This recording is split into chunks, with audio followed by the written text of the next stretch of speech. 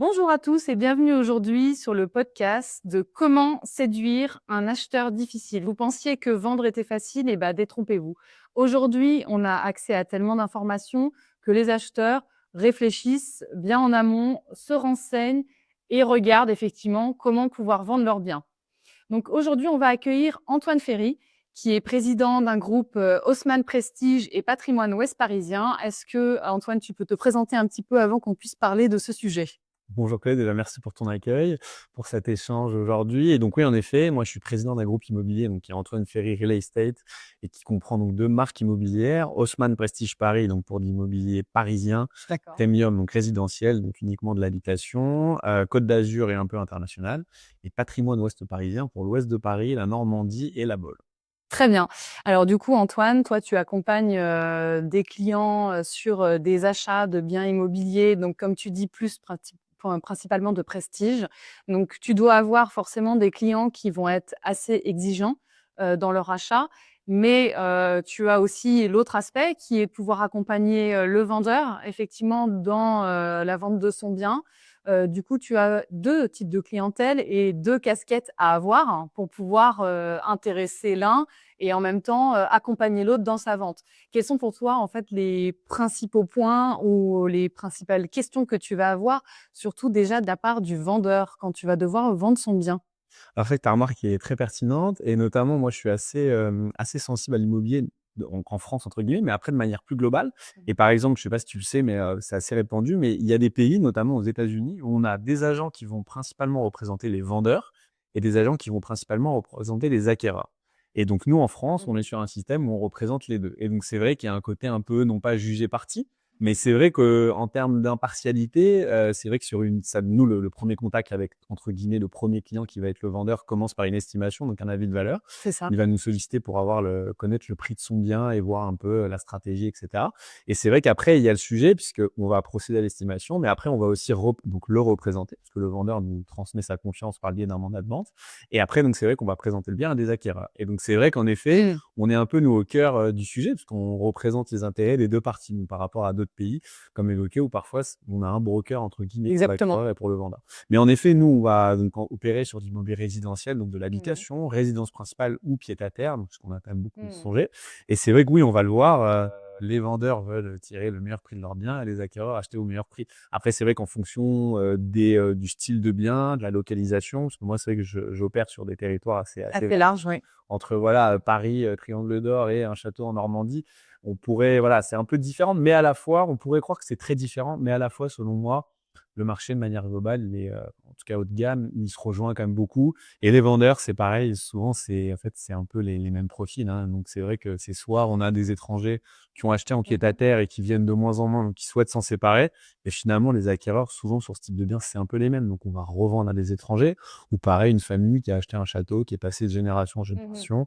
Et puis à un moment, il se pose la question d'arbitrer, donc de céder l'actif, de vendre le bien. Et on va retrouver une famille qui, au contraire, arrive un peu dans le même moment de vie, mais j'ai envie de dire 50 ans en amont, et donc qui se reprojette. Donc en fait, souvent, c'est des reproductions. Voilà. Mais l'idée, par contre, en effet, c'est de trouver et de les accompagner sur la meilleure stratégie et notamment la partie prix pour qu'on soit au prix du marché. Oui.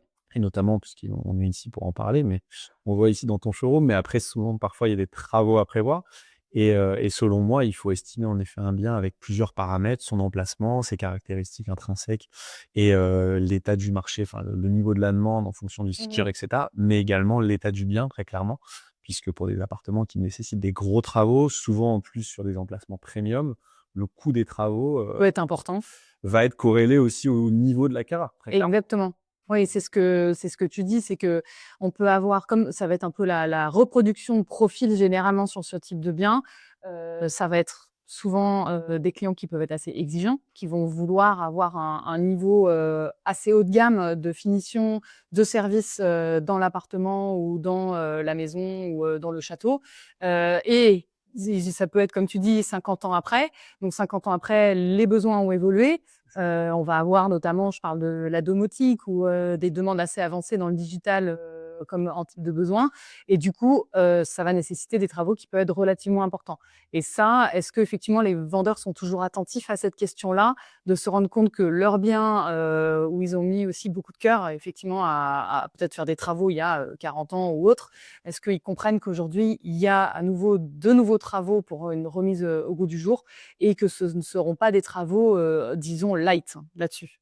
Alors c'est vrai que ça, c'est un sujet qui représente finalement notre quotidien, puisque moi je vois des biens Mmh. tous les jours et mes équipes également. Et c'est vrai que non, après ce qui est intéressant, c'est selon moi, c'est le plus compliqué, c'est les travaux, on va dire, semi-récents. Parce qu'en fait, c'est très compliqué. Des gens qui ont fait des Oui. travaux il y a 50 ans, plus de 50 ans, on arrive quand même, ils comprennent par eux-mêmes Oui, qu'il qui y a a un besoin de métrage, mmh, l'électricité qui est plus du tout aux normes, une mmh, chaudière qui a 30 ans, des parquets ou des moquettes qui ont, voilà, plus de 20 ans. mmh. C'est plus facile parce que visuellement, on s'en rend compte. Le sujet, c'est plus les travaux, on va dire, semi-récents avec, les prémices de la domotique, le début des premières alarmes avec caméra, mais en fait, des choses qui sont totalement dépassées, mais qui ont le mérite, à l'époque d'avoir été précurseurs. Donc ça, c'est vrai que sur ces clients-là, il faut les raisonner en leur expliquant: «Vous avez commencé, pour l'époque, vous étiez entre guillemets Oui. dans le top niveau, mais malheureusement, maintenant en plus, il y a beaucoup de choses qui arrivent très, très vite, hein, sur la domotique, sur la sécurité, sur, Mmh.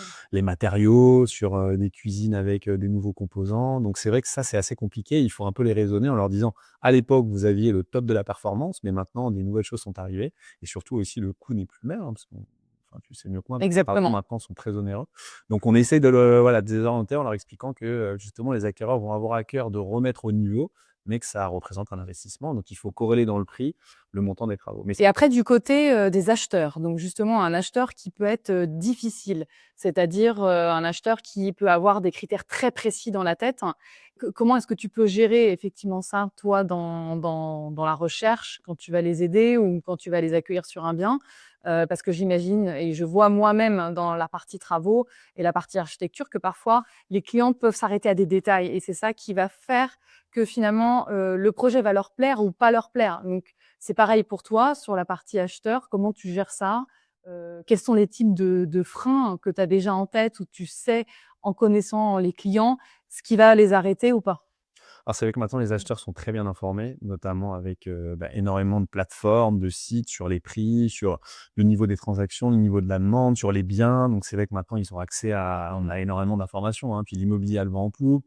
Mmh. Sur les réseaux sociaux, on en parle beaucoup. Nous-mêmes, on produit pas mal de Mmh. contenu. Donc c'est vrai qu'il y a des clients maintenant qui sont un peu IMO-addicts, hein, ça c'est un nouveau Oui, oui, phénomène. oui. Donc nous aussi, on doit filtrer, parce que je te sais qu'on a aussi des demandes parfois de gens qui sont un peu curieux et qui voilà, qui Ou voient un quand peu, qui ont envie de visiter, envie d'ouvrir des portes. Et nous, on fait une sélection drastique, de nos clients et du fait déjà de la confiance confiée par nos clients vendeurs, bien il sûr. c'est vrai qu'on ne veut pas faire visiter n'importe qui. Il faut voilà, Pouvoir choisir, oui. une découverte soit faite et que ça corresponde vraiment à leur et qu'il y ait un réel projet. Alors Oui. après, des fois, les gens, voilà, ont des vrais projets, mais sur des secteurs différents. Mais en tout cas, on essaye d'affiner au mieux Mmh. pour, honorer la confiance que nous confient nos vendeurs. Et après, c'est vrai que maintenant les gens, donc voilà, sont très, très bien informés sur les prix, sur les styles de biens et cetera. Ça, je pense que c'est plutôt bien, parce Oui. qu'encore une fois, maintenant on arrive à se projeter, même des jeunes, hein, ils ont déjà, grâce un peu aux réseaux sociaux, à l'IA et cetera, ils ont déjà des petites connaissances, donc ils arrivent à se projeter, ils arrivent à Mmh. si un bien est un peu difficile, ils peuvent se dire: «Bon, on a déjà travaillé en amont un peu, on a regardé avec, des outils, on a demandé à des conseils», notamment, bon, voilà, avec des archis, avec des entrepreneurs. Donc des fois, Mmh. ça, je trouve ça bien, le côté information.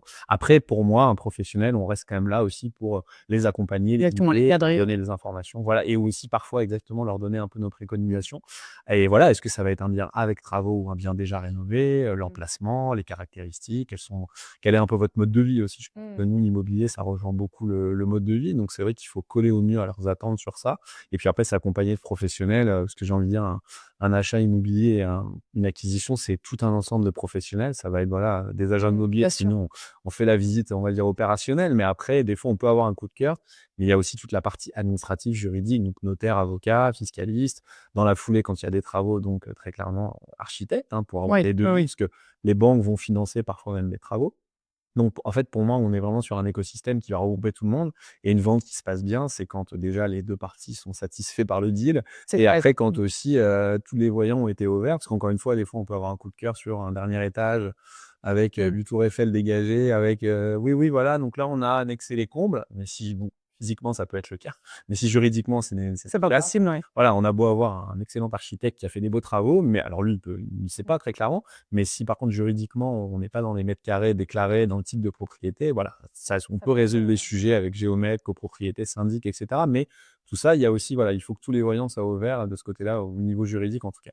Donc nous, D'accord. notre travail, c'est de coordonner un peu tout, tous ces intervenants et d'accompagner au mieux les acquéreurs en fonction de leurs critères de recherche et parfois aussi leur ouvrir les yeux sur la réalité, Mmh. puisqu'il y a des biens en effet qui, voilà, on peut pas tout faire non plus, même si avec des beaux travaux et énormément d'idées et bonne volonté, il y a aussi des impératifs, en termes de budget, en fonction de ce qu'ils veulent Mmh. et puis parfois en termes d'agencement et puis on a aussi des biens qui sont classés donc voilà, on peut pas il faut aussi je pense Faire exactement tout ce qu'on souhaite et du coup, une fois que toute cette structuration est faite, que tous les voyants sont au vert, et ce qu'on a ce qu'il faut effectivement pour un acheteur, est-ce que néanmoins il peut y avoir toujours dans ces acheteurs exigeants, je dirais, des freins qui peuvent être, plutôt, je dirais un peu de l'immatériel?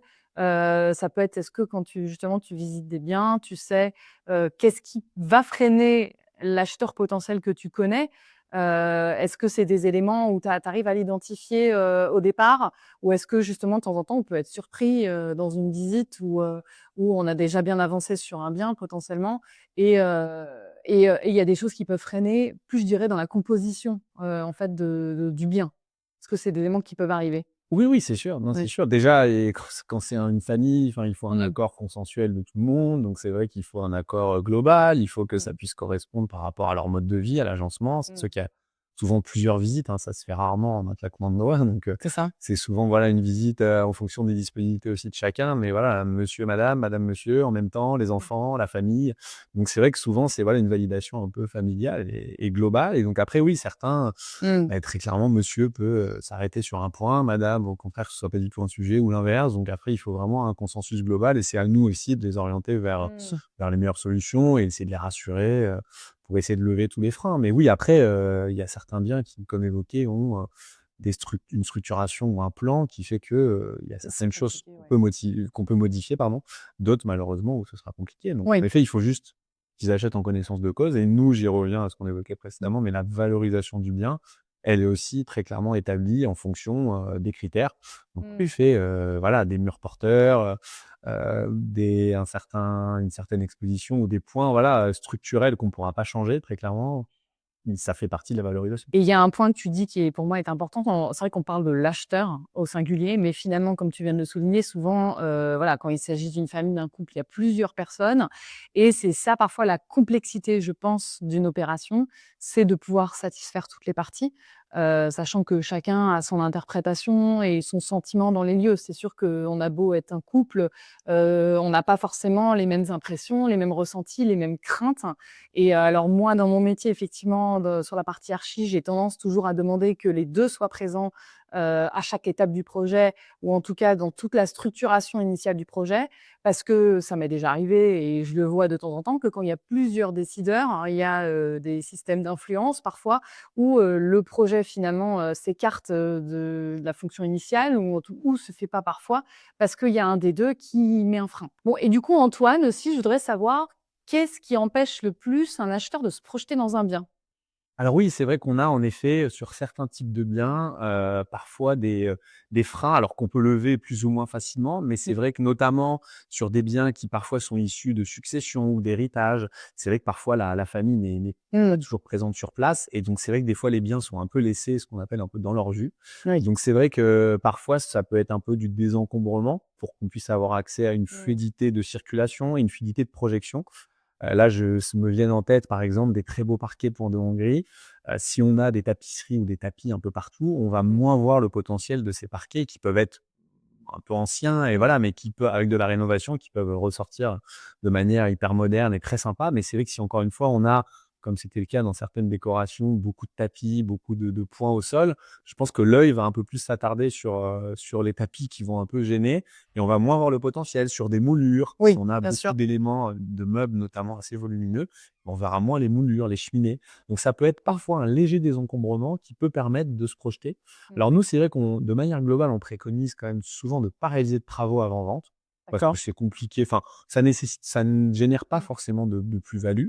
Alors, mais il y a quand même des mais, il y a toujours un Mmh. peu des contre-exemples, notamment dans ce cas, comme évoqué, un peu d'une succession ou d'un appartement pas habité ou en tout Mmh. cas, sur une décoration très ancienne. Dans ces cas-là, on va préconiser plusieurs solutions, à savoir le désencombrer, ou faire Mmh. venir un commissaire-priseur ou des sociétés pour pouvoir déménager certains meubles, quitte à, quand c'est une succession familiale, voilà, à faire des répartitions plus tard ou faire passer un commissaire-priseur plus tard. Mais en tout cas, Mmh. désencombrer le bien pour mieux voir les volumes, la luminosité, les éléments anciens d'époque, ses atouts en réalité. Même dans un Ouais. immeuble années 70, mais voir l'accès à la terrasse, voir les vues et parfois certaines décorations qui sont un peu datées peuvent un petit peu malheureusement, très clairement déprécier le bien. Enfin, en tout cas, ne pas permettre de le subjuguer. Bien sûr. Et après, Mmh. parfois, dans des cas un peu plus extrêmes, comme un bien qui a subi les affres du temps ou qui a été mal entretenu parce qu'il n'était pas occupé, ou par exemple des hôtels particuliers qui, ont Mmh. subi un peu, la météo ou des points un petit peu comme ça, bah, ça peut être des fois même faire passer un entrepreneur, refaire un peu des enduits, des peintures, pas faire des travaux, mais finalement Non, mais de assainir. oui, oui, c'est Et ça. qu'il y ait pas de zone d'ombre, l'idée c'est pas de maquiller, mais au contraire de mettre à nu des points sur, la toiture, enfin des choses, voilà, faire passer les différents experts, si ce n'est que même avoir les devis, faire passer un architecte et commencer à préparer un avant-projet. Comme ça, on gagne du temps et au moins on assainit les points. Donc ça, c'est, j'ai envie de dire, de manière rapide, c'est le plus simple. Après, on peut avoir du homestaging. Parfois, c'est vrai que réagencer Mmh. un peu, permet à des gens d'avoir une approche un peu plus neutre Mmh. et de voir le lieu pour toucher un peu un public plus large et surtout apporter une fonctionnalité à chaque espace. C'est ce que Exactement, Marie dit, oui, on est se un peu dans refait, voilà, mais c'est vrai que des fois les gens ils voient leur bien selon leur mode de vie et leurs propres yeux, ce qui est normal, puisqu'ils sont chez eux, que ce soit des locataires ou des propriétaires. Mais après, on a tendance à leur dire, quand vous mettez en vente un bien, c'est une sorte d'exposition publique. c'est ça, il faut qu'il soit alléchant, il faut que ça donne envie et il faut que les gens puissent se projeter aussi pour se dire, ben, s'ils viennent et ils ont peut-être un mode de vie différent, qu'ils puissent imaginer toutes les possibilités que peut offrir le bien et comme tu dis, le potentiel de départ, pour pouvoir, être séduits. C'est ça exactement, parce Mmh. que des fois les gens ont leur propre lecture et elle leur Oui. correspond très bien.